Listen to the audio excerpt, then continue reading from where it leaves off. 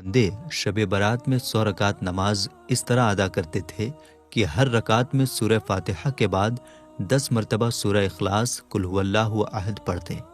امام حسن تو دوستان محترم، جیسا کہ آپ لوگ جانتے ہیں شب برات کا موقع چل رہا ہے، تو میں آپ کو بتا دوں کہ کچھ لوگ نہیں جانتے کہ شب برات کیا ہے اور اس کی فضیلت کیا ہے اور شب برات کو کیا ہوتا ہے۔ تو دوستان محترم، شب برات کیا ہے؟ شب برات ایک ایسی رات ہے جس میں اللہ تعالیٰ خود کہتا ہے کہ بندے تو مجھ سے مانگ اور میں تجھے دوں گا، تیرے سارے گناہوں کی بخشش ہوگی لیکن تو مجھ سے توبہ کر۔ تو آج کی رات شب برات کی رات بخشش کرنے کی رات ہے۔ اس میں لوگوں کے گناہوں کی بخشش ہوتی ہے، ان کی توبہ قبول کی جاتی ہے اور رزق حاصل ہوتا ہے اور کاغذ نکلتے ہیں۔ تو دوستان محترم، آئیے دیکھتے ہیں پہلے یہ ویڈیو، اس کے بعد چند باتیں کرتے ہیں۔ اس رات اللہ تعالیٰ اپنے بندوں پر خاص رحم و کرم فرماتا ہے، لاکھوں گنہگاروں کو معاف کر دیا جاتا ہے۔ یہ دعا قبول ہونے اور رزق تقسیم ہونے، روزی ملنے کی رات ہے۔ اس رات جو بھی رزق میں، روزی میں برکت کی دعا مانگی جاتی ہے، اللہ اسے قبول کرتا ہے۔ ہمارے پیارے آقا مکی مدنی مصطفیٰ صلی اللہ تعالی علیہ وآلہ وسلم نے فرمایا، اللہ کریم 4 راتوں میں بھلائیوں کے دروازے کھول دیتا ہے۔ نمبر 1 بقرعید کی رات، نمبر 2 عید الفطر کی رات، نمبر 3 شعبان کی 15ویں رات کی اس رات میں مرنے والوں کے نام، لوگوں کا رزق اور حج کرنے والوں کے نام لکھے جاتے ہیں۔ نمبر 4 عرفہ یعنی 9 ذی الحج کی رات۔ شعب الایمان میں حدیث پاک ہے، ہمارے آقا و مولا مکی مدنی مصطفیٰ صلی اللہ تعالی علیہ وآلہ وسلم نے فرمایا، 15 شعبان کی رات یعنی شب برات کو ایک پکارنے والا پکارتا ہے کوئی مغفرت چاہنے والا کہ اس کی مغفرت کر دی جائے، ہے کوئی مانگنے والا کہ اسے عطا کیا جائے۔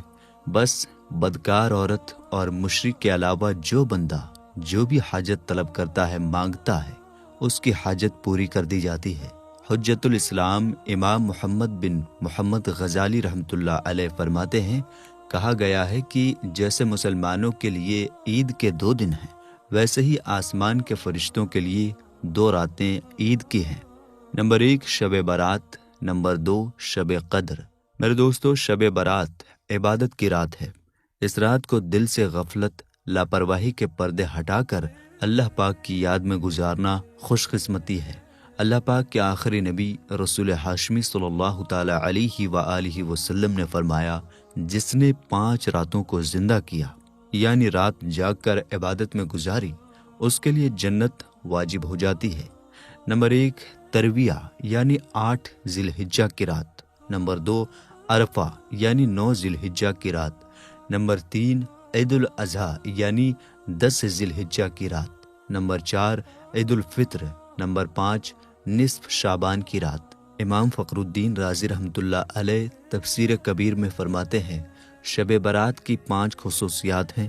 نمبر 1 اس رات ہر حکمت والا کام بانٹ دیا جاتا ہے، جیسے آئندہ سال کسے کتنی روزی دی جائے گی، کون خوش نصیب حج کرے گا، کون مرے گا، کون زندہ رہے گا وغیرہ، سب کچھ فرشتوں کو بتا کر اس کام پر ان کی ڈیوٹیاں لگا دی جاتی ہیں۔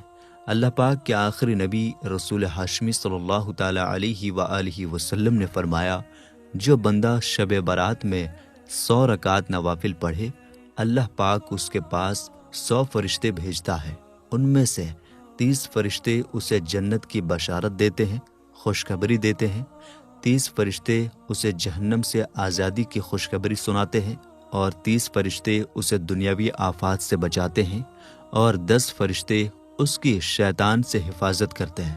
اللہ اللہ، میرے دوستو، کیسی خوش قسمتی کی بات ہے۔ لیکن افسوس، ہمارے یہاں لوگ جہنم کی آگ سے آزادی کی اس رات آتش بازی کرتے ہیں، پٹاخے پھوڑتے ہیں اور بہت سے گناہوں بھرے کام کرتے ہیں۔ شب برات خصوصیت کے ساتھ عبادت کی رات ہے، اس لیے اس بابرکت رات میں گناہوں سے بچ کر عبادت میں لگے رہنا ہی سعادت ہے، خوش قسمتی ہے۔ امام رازی رحمۃ اللہ علیہ نے اس رات کی تیسری خصوصیت یہ ارشاد فرمائی، نزول الرحمہ، یعنی اس رات اللہ پاک کی رحمتیں چھما چھم برستی ہیں۔ اس رات امت مسلمہ کی بخشش کر کے انہیں جہنم سے آزادی عطا کی جاتی ہے۔ نمبر 5، اور شب برات کی 5ویں خصوصیت یہ ہے کہ اس رات ہمارے آقا و مولا مکی مدنی مصطفیٰ صلی اللہ تعالی علیہ وآلہ وسلم کا منصب شفاعت مکمل ہوا۔ روایات کے مطابق ہمارے آقا و مولا مکی مدنی مصطفیٰ صلی اللہ تعالی علیہ وآلہ وسلم نے شعبان المعظم کی 13ویں رات بارگاہ الہی میں سوال کیا تو آپ کی 1/3 امت آپ کے حوالے کر دی گئی۔ پھر آپ صلی اللہ تعالی علیہ وآلہ وسلم نے شعبان المعظم کی 14ویں رات سوال کیا تو آپ کی 2/3 امت آپ کے حوالے کر دی گئی۔ پھر آپ صلی اللہ تعالی علیہ وآلہ وسلم نے شعبان المعظم کی 15ویں رات بارگاہ الہی میں سوال کیا تو آپ کی ساری امت آپ کے حوالے کر دی گئی۔ میرے دوستو، شب برات بہت نازک رات ہے۔ اللہ پاک نے فرمایا، ترجمہ: اس رات میں ہر حکمت والا کام بانٹ دیا جاتا ہے۔ پارہ 25 سورہ دخان آیت 4۔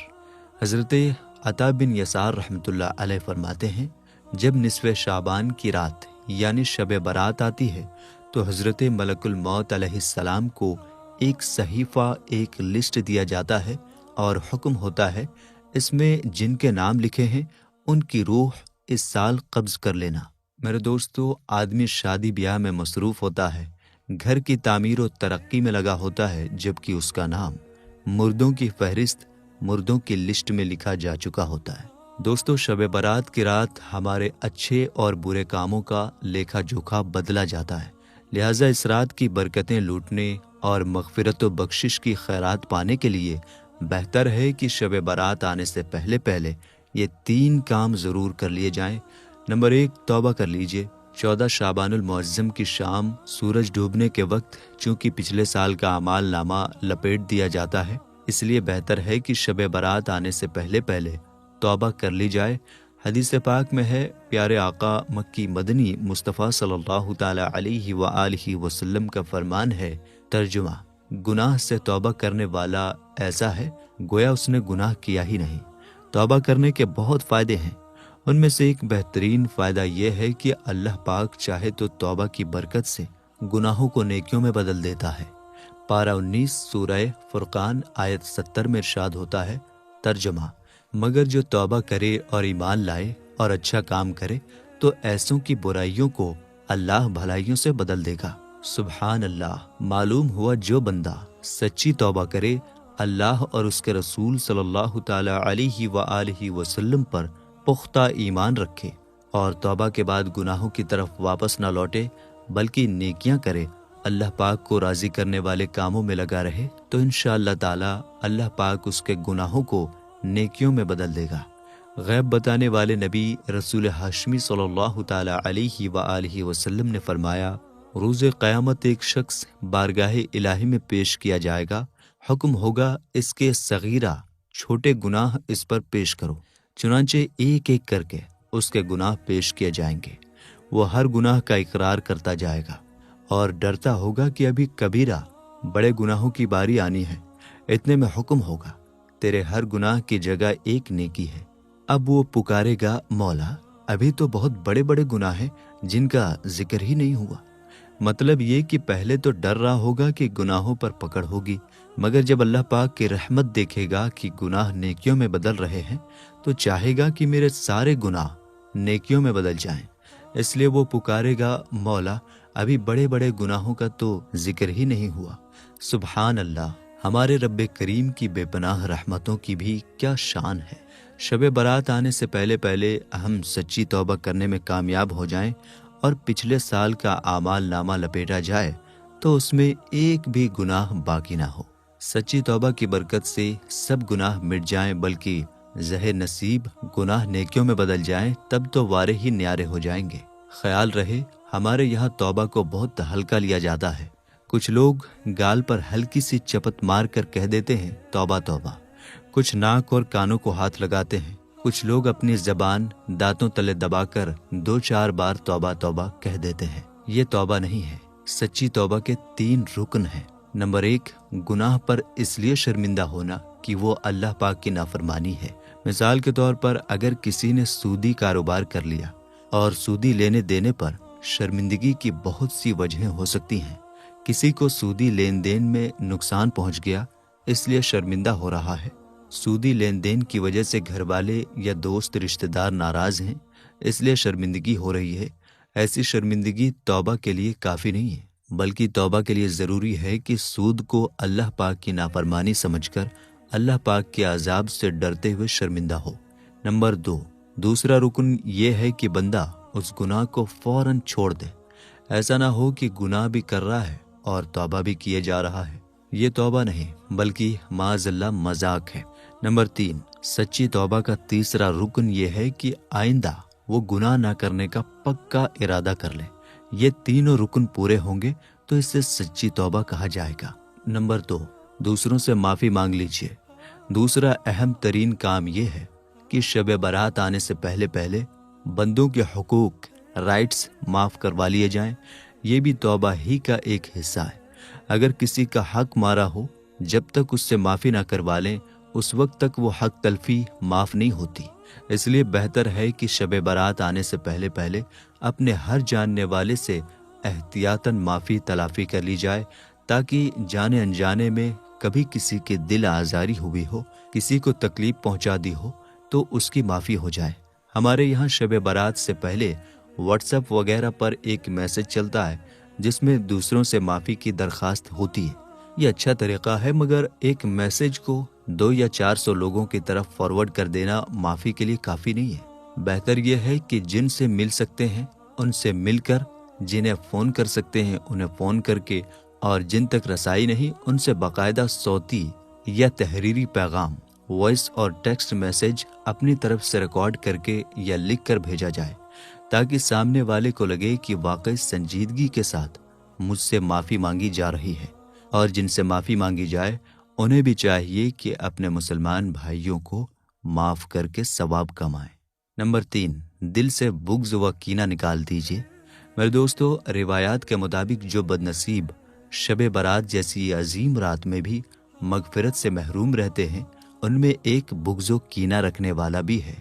یقیناً ہم میں سے ہر ایک مغفرت و بخشش کا طلبگار اور حاجت مند ہے، اس لیے شب برات آنے سے پہلے ان تمام گناہوں سے توبہ کے ساتھ یہ بھی ضروری ہے کہ ہم اپنا دل صاف کر لیں، دل میں کسی کا بغض و کینہ یعنی چھپی دشمنی، کسی کے متعلق حسد، کسی کے لیے میل نہ رہے۔ اللہ پاک قرآن کریم میں ارشاد فرماتا ہے، ترجمہ: جس دن نہ مال کام آئے گا نہ بیٹے، مگر وہ جو اللہ کے حضور حاضر ہوا سلامت دل لے کر۔ پارہ 19 سورہ شعراء آیت 88-89۔ معلوم ہوا قیامت کے دن نہ مال کام آئے گا نہ اولاد کام آئے گی۔ قیامت کے دن قلب سلیم کام آئے گا۔ قلب سلیم کیا ہے؟ وہ دل جو کفر و شرک سے پاک ہو، جس دل میں بدعقیدگی نہ ہو، وہ دل جو باطنی بیماریوں سے پاک ہو، جس میں حسد نہ ہو، بغض نہ ہو، کینہ نہ ہو، دنیا کی محبت نہ ہو۔ ایسے پاکیزہ دل والا روز قیامت کامیاب ہوگا۔ حضرت عبداللہ بن عمر رضی اللہ تعالی عنہ فرماتے ہیں، پیارے آقا نور والے مصطفیٰ صلی اللہ تعالی علیہ وآلہ وسلم کی پاک بارگاہ میں عرض کیا گیا، یا رسول اللہ صلی اللہ تعالی علیہ وآلہ وسلم، لوگوں میں افضل کون ہے؟ فرمایا، ہر وہ بندہ جو مخموم القلب ہے اور سچی زبان والا ہے۔ صحابہ کرام علیہم الرضوان نے عرض کیا، یا رسول اللہ صلی اللہ تعالی علیہ وآلہ وسلم، صدوق اللسان یعنی سچی زبان والا کسے کہتے ہیں؟ یہ تو ہم جانتے ہیں، مخموم القلب کون ہے؟ فرمایا، وہ متقی شخص جس پر کوئی گناہ نہ ہو، اس کے دل میں نہ سرکشی ہو، نہ کینہ ہو، نہ ہی حسد ہو۔ معلوم ہوا جس کی زبان سچی ہو، جھوٹ نہ بولے، اور جس کے دل میں نہ سرکشی ہو، نہ کینہ ہو، نہ بغض ہو، نہ حسد جلن ہو، وہ بندہ بڑی فضیلت والا ہے۔ صحابی رسول حضرت انس بن مالک رضی اللہ تعالی عنہ فرماتے ہیں، ہم مالک جنت قاسم نعمت صلی اللہ تعالی علیہ وآلہ وسلم کی خدمت میں حاضر تھے۔ آپ صلی اللہ تعالی علیہ وآلہ وسلم نے فرمایا، ترجمہ: ابھی تمہارے پاس اس راستے سے ایک جنتی آدمی آئے گا۔ چنانچہ ایک انصاری صحابی وہاں سے آئے، ان کی داڑھی وضو کے پانی سے تر تھی، الٹے ہاتھ میں جوتا اٹھا رکھا تھا اور چلے آ رہے تھے۔ دوسرے دن پھر نبی اکرم صلی اللہ تعالی علیہ وآلہ وسلم نے فرمایا، ابھی تمہارے پاس اس راستے سے ایک جنتی آدمی آئے گا۔ دوسرے دن بھی وہی صحابی آئے، تیسرے دن پھر ایسا ہی ہوا۔ حضرت عبداللہ بن عمر رضی اللہ تعالی عنہ فرماتے ہیں، اب میں ان انصاری صحابی رضی اللہ تعالی عنہ کے گھر پہنچا اور درخواست کی کہ میں آپ کے یہاں مہمان رہنا چاہتا ہوں۔ چنانچہ میں 3 راتیں ان کے پاس رہا۔ اس دوران میں نے انہیں رات کو قیام یعنی نوافل کی کثرت کرتے ہوئے نہیں دیکھا۔ ہاں اتنا ضرور تھا کہ جب وہ اپنے بستر پر کروٹیں بدلتے تو ذکر اللہ کرتے تھے۔ ایک اچھی عادت ان کی یہ بھی تھی کہ وہ اچھی بات کہتے یا خاموش رہا کرتے۔ جب 3 راتیں گزر گئیں تو میں نے انہیں اصل بات بتائی کہ پیارے آقا مکی مدنی مصطفیٰ صلی اللہ تعالی علیہ وآلہ وسلم نے 3 دن لگاتار جنت کی بشارت، جنت کی خوشخبری عطا فرمائی، اور تینوں دن اس بشارت کے مستحق آپ ہی ہوئے۔ میں چاہتا تھا کہ آپ کے پاس رہ کر آپ کا عمل دیکھوں، لیکن مجھے تو آپ کا کوئی زیادہ عمل دکھائی نہیں دیا۔ ان صحابی رضی اللہ تعالی عنہ نے فرمایا، میرا عمل تو وہی ہے جو آپ دیکھ چکے ہیں، البتہ ایک عمل اور ہے، وہ یہ کہ میں اپنے دل میں کسی مسلمان کے لیے کینہ نہیں رکھتا اور نہ کسی مسلمان کو ملنے والی نعمت پر حسد کرتا ہوں۔ حضرت عبداللہ بن عمر رضی اللہ تعالی عنہ نے فرمایا، ہاں یہی وہ وصف، یہی وہ کوالٹی ہے جس نے آپ کو اس مقام تک پہنچا دیا ہے۔ سبحان اللہ! اے عاشقان رسول، دیکھا آپ نے، دل کو پاک رکھنا، دل میں کسی کا بغض و کینہ نہ آنے دینا، کسی سے حسد نہ رکھنا، کسی کے متعلق دل میں میل نہ رکھنا جنت میں لے جانے والا عمل ہے۔ اور دوسری جانب غور کیجئے کہ دل میں بغض رکھنے والا، حسد کا سانپ دل میں پالنے والا کیسا بدبخت ہے کہ شب برات کو بھی بخشش و مغفرت سے محروم رہتا ہے۔ اس لیے ہمیں چاہیے کہ شب برات آنے سے پہلے اپنے دل صاف کر لیں۔ اگر کسی کے متعلق دل میں کچھ میل ہے تو اسے نکال باہر پھینکیں، کسی سے ناراضگی ہے تو دور کر لیں، کسی رشتہ دار کے ساتھ رنجش چل رہی ہے، کسی بھی دنیاوی مسئلے کی بنا پر لڑائی ہے، آپس میں دوریاں ہیں تو انہیں مٹا دیں۔ تاجدار دو عالم نور مجسم صلی اللہ تعالی علیہ وآلہ وسلم نے فرمایا، جو باطل پر ہو اور جھگڑا چھوڑ دے، اللہ پاک اس کے لیے جنت کے کونے میں گھر بنائے گا، اور جو حق پر ہوتے ہوئے بھی جھگڑا چھوڑ دے، اللہ پاک اس کے لیے جنت کے اوپر والے درجے میں گھر بنائے گا۔ دوستو، شب برات میں پڑھے جانے والے چند نوافل، مغرب کے بعد 6 نوافل، اولیاء کرام رحمۃ اللہ علیہم کے معلومات سے ہے کہ مغرب کے فرض و سنت وغیرہ کے بعد 6 رکعت نفل 2 رکعت کر کے ادا کیے جائیں۔ پہلی 2 رکعتوں سے پہلے یہ نیت کیجیے، یا اللہ پاک ان 2 رکعتوں کی برکت سے مجھے درازی عمر بالخیر عطا فرما۔ دوسری رکعتوں سے پہلے یہ نیت کیجیے، یا اللہ پاک ان 2 رکعتوں کی برکت سے بلاؤں سے میری حفاظت فرما۔ تیسری 2 رکعتوں کے لیے یہ نیت کیجیے، یا اللہ پاک ان 2 رکعتوں کی برکت سے مجھے اپنے سوا کسی کا محتاج نہ کر۔ ان 6 رکعتوں میں سورہ فاتحہ کے بعد جو چاہیں وہ سورہ پڑھ سکتے ہیں، چاہیں تو ہر رکعت میں سورہ فاتحہ کے بعد 3 بار سورہ اخلاص پڑھ لیجئے، ہر 2 رکعت کے بعد 21 بار قل هو اللہ احد پوری سورہ، یا 1 بار سورہ یاسین شریف پڑھ لیجئے، بلکہ ہو سکے تو دونوں ہی پڑھ لیجئے۔ یہ بھی ہو سکتا ہے کہ کوئی ایک اسلامی بھائی بلند آواز سے سورہ یاسین پڑھیں اور دوسرے خاموشی سے خوب کان لگا کر سنیں۔ اس میں یہ خیال رہے کہ سننے والا اس دوران زبان سے سورہ یاسین شریف بلکہ کچھ بھی نہ پڑھے۔ اور یہ مسئلہ خوب یاد رکھیے کہ جب قرآن کریم بلند آواز سے پڑھا جائے تو جو لوگ سننے کے لیے حاضر ہیں ان پر فرض عین ہے کہ چپ چاپ خوب کان لگا کر سنیں۔ انشاءاللہ الکریم رات شروع ہوتے ہی ثواب کا انبار لگ جائے گا۔ ہر بار سورہ یاسین کے بعد دعائے نصف شعبان بھی پڑھیے۔ مسلمانوں کے چوتھے خلیفہ مولا علی رضی اللہ تعالی عنہ فرماتے ہیں، شب برات تھی، میں نے دیکھا پیارے آقا مکی مدنی مصطفیٰ صلی اللہ تعالی علیہ وآلہ وسلم نماز ادا فرما رہے ہیں۔ آپ صلی اللہ تعالی علیہ وآلہ وسلم نے 14 رکعت نماز ادا فرمائی۔ نماز سے فارغ ہونے کے بعد آپ صلی اللہ تعالی علیہ وآلہ وسلم بیٹھ گئے اور 14 مرتبہ سورہ فاتحہ، 14 مرتبہ سورہ اخلاص قل هو اللہ احد، اور 14 مرتبہ سورہ فلق قل اعوذ برب الفلق، 14 مرتبہ سورہ ناس قل اعوذ برب الناس، 1 بار آیت الکرسی پڑھی، اور آخر میں اس آیت کریمہ کی تلاوت فرمائی، پارہ 11 سورہ توبہ آیت 128۔ ترجمہ: بے شک تمہارے پاس تشریف لائے ان میں سے وہ رسول جن پر تمہارا مشقت میں پڑنا گرا ہے، تمہاری بھلائی کے نہایت چاہنے والے مسلمانوں پر کمال مہربان۔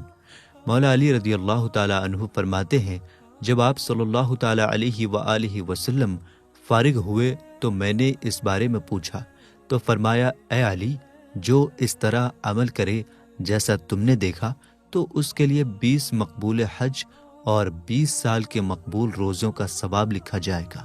علامہ احمد ساوی رحمۃ اللہ علیہ فرماتے ہیں، جو کوئی شب برات میں 100 رکعت نفل پڑھے، اللہ پاک اس کے پاس 100 فرشتے بھیجے گا۔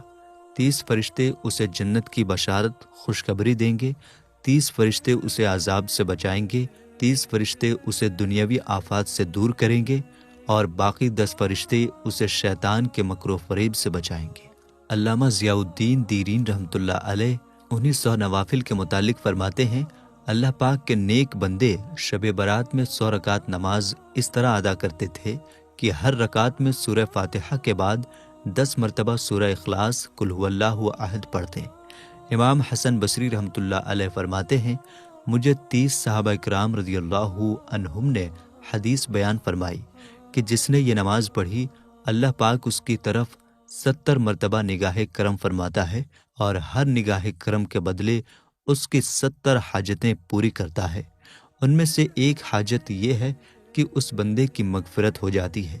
صلاۃ التسبیح بھی پڑھ لیجئے۔ حضرت علامہ علی قاری رحمۃ اللہ علیہ فرماتے ہیں، بہتر یہ ہے کہ شب برات میں صلاۃ التسبیح بھی ادا کی جائے۔ صلاۃ التسبیح بہت فضیلت والی نماز ہے۔ ابو داؤد شریف کی حدیث پاک میں ہے، سرکار عالی وقار مکی مدنی تاجدار صلی اللہ تعالیٰ علیہ وآلہ وسلم نے اپنے چچا جان حضرت عباس رضی اللہ تعالیٰ عنہ کو صلاۃ التسبیح سکھائی اور فرمایا، چچا جان، اگر آپ روزانہ یہ نماز ادا کر سکیں تو ضرور کریں، اگر ہر روز نہ ہو سکے تو ہر جمعہ کو، ایسا بھی نہ کر پائیں تو ہر مہینے، یہ بھی نہ ہو سکے تو سال میں 1 مرتبہ، اور اگر اس کی بھی طاقت نہ ہو تو زندگی میں 1 بار ضرور صلاۃ التسبیح ادا کریں۔